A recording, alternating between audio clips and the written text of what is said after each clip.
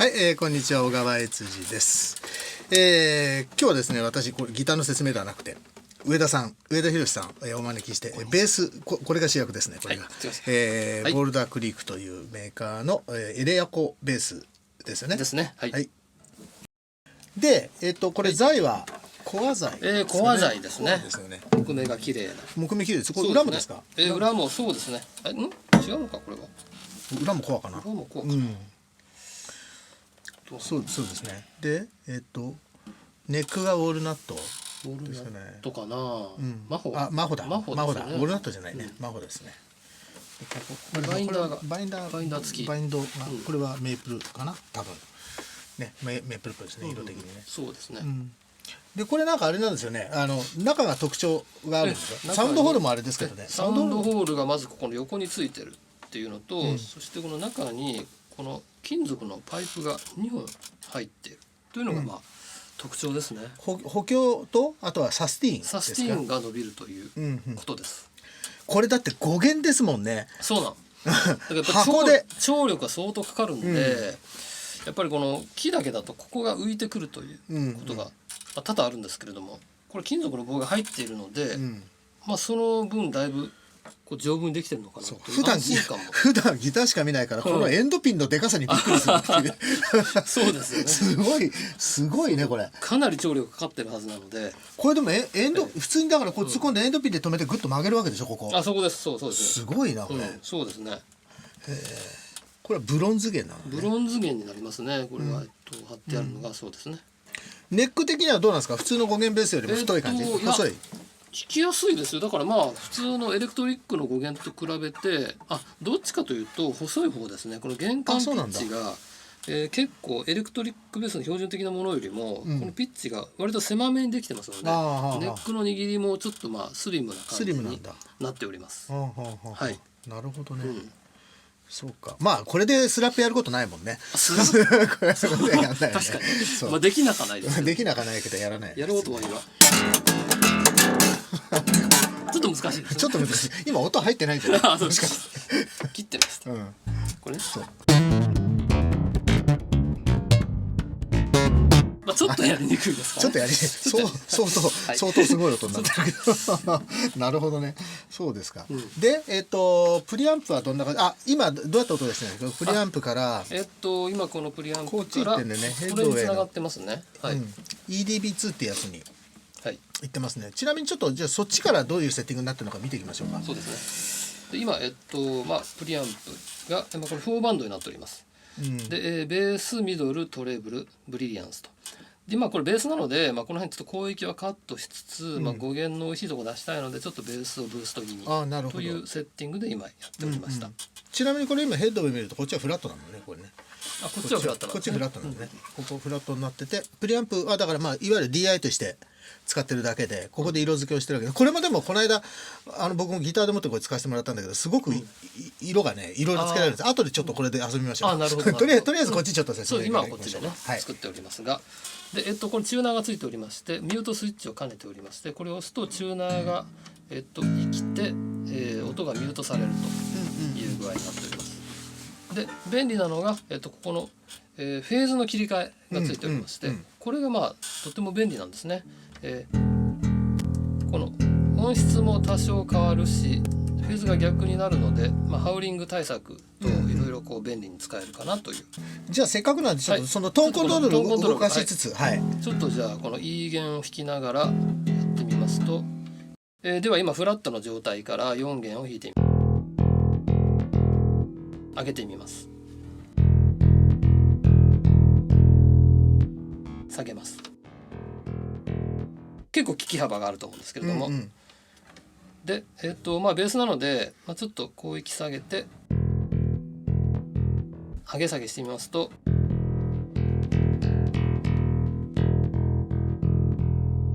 結構効きますね。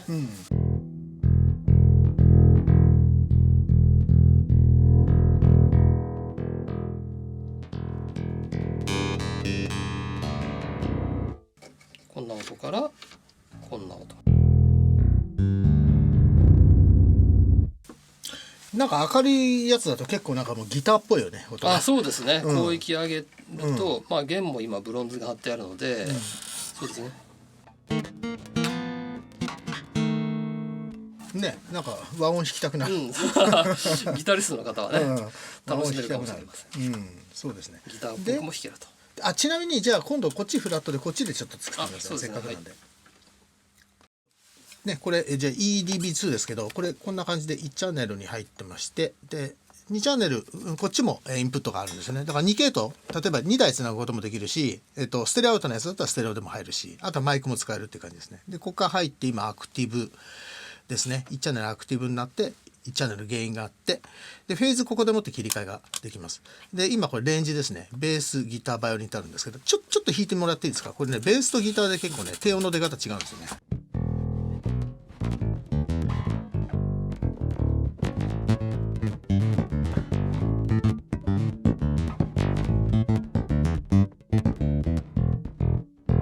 はいね、こっちの方が太いっていうかレンジが下の方に広い感じですよね。でこれ XLR 今これ使ってないので切ってあります。でこんな感じですね。ベース、ローミート、それからハイミートがあって、プレゼンスがここにありますね。でトレブルがあります。ちょっと待ってくださいね。こうね。ちなみにねこれベースがね 120Hz でマイナス、プラマイの12デシですね。ちょっと弾いてみてもらっていいですか。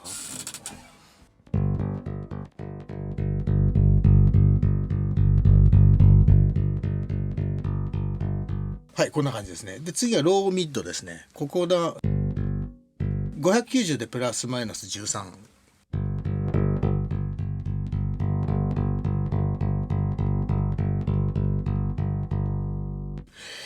次ですね、ハイミッドでここが880でプラスマイナス12ですね。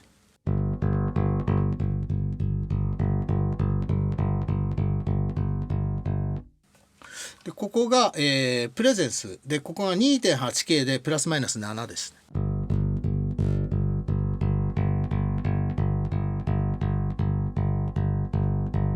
結構ここ美味しいですよね。美味しいですね。美味しいね。エッジがね。エッジがね。そうでここがねトレブルですね。トレブル 10K でプラスマイナス13ですね。